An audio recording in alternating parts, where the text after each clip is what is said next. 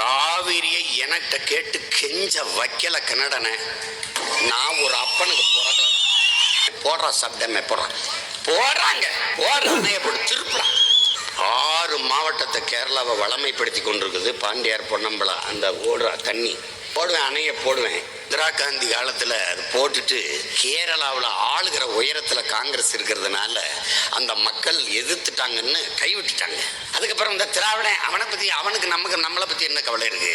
ஆனால் நான் வர்றேன், பாண்டியார் பொன்னம்பலால் அணையை கட்டுறேன், பெரிய ராட்சச குழாய் மூலம் தூக்கிட்டு வந்து தண்ணியை இதே மேட்டூர் அணையில ஊத்துறேன்.